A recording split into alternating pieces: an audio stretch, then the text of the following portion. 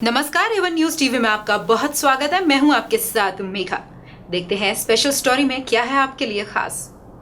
ममता बनर्जी ने 2026 के चुनाव को लेकर बड़ा दावा करते हुए ये कहा है कि तृणमूल कांग्रेस करीब 226 सीट जीत कर एक बार फिर पश्चिम बंगाल में सरकार बनाएगी। उन्होंने कुछ मीडिया रिपोर्ट्स को भ्रामक बताते हुए कहा उनके पास पूरी जानकारी है, जनता को चिंता करने की जरूरत नहीं है।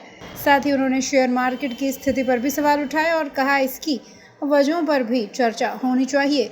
आप भी सुनिए उन्होंने क्या कहा। पश्चिम बंगाल से शांतनु बनर्जी की रिपोर्ट। नमस्कार, আমি বাংলার মামাটি মানুষকে অনেক আমার প্রণাম সালাম জোহার এবং জয় জিনেন্দ্র আমি সব কিছু জানাচ্ছি। সত শ্রী আকাল জি, আপনারা সকলে ভালো থাকুন, সুস্থ থাকুন। আপনাদের প্রতি আমরা খুব কৃতজ্ঞ। এত রোদ্দুরের মধ্যেও এবং সবকিছু অত্যাচার সহ্য করো আপনারা যেভাবে ভোট দিয়েছেন লাইনে দাঁড়িয়ে, আপনাদের কাছে আমরা খুব কৃতজ্ঞ।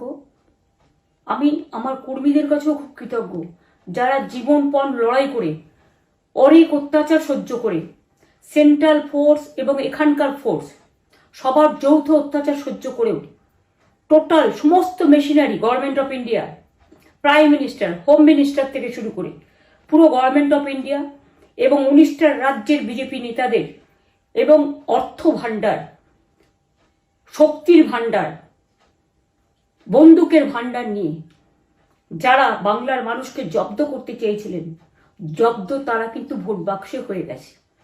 আমি আপনাদের নিশ্চিন্ত করে বলতে চাই, যেটা টিভিতে দেখাচ্ছে এটা বিজেপি অফিস থেকে কালকে বেলা 1:08 সার্কুলেট করেছে এবং টাকা দিয়ে বলেছে যাতে এটা দেখানো হয়।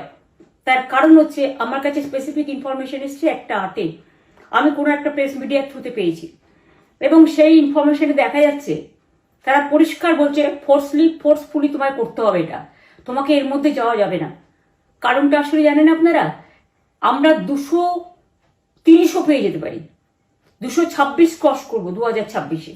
তাই আপনাদের কাছে বলবো ওটা বিজেপির চক্রান্ত এবং বিজেপি এত করেও মানুষের অধিকার থেকে মানুষকে বঞ্চিত করতে পারলো না এবং তাই বিজেপি শেষ খেলাটা খেলেছে প্রেসকে দিয়ে, যাতে উল্টো পাল্টা বলে আমাদের মনোবলটা কর্মীদের ভেঙে যায়, মানুষের মনোবল ভেঙে যায়। শেয়ার বাজারে ধস নামবে আসল সত্যিটা বেরোলে। সেই জন্য শেয়ার মার্কেটকে সান্ত্বনা দিতে গিয়ে, এটা আমার কাছে স্পেসিফিক খবর আছে, এইটা করেছে। इस खास स्टोरी में फिलहाल इतना ही। देश और दुनिया की बड़ी खबरों के लिए आप बने रहिए वन न्यूज टीवी के साथ। नमस्कार।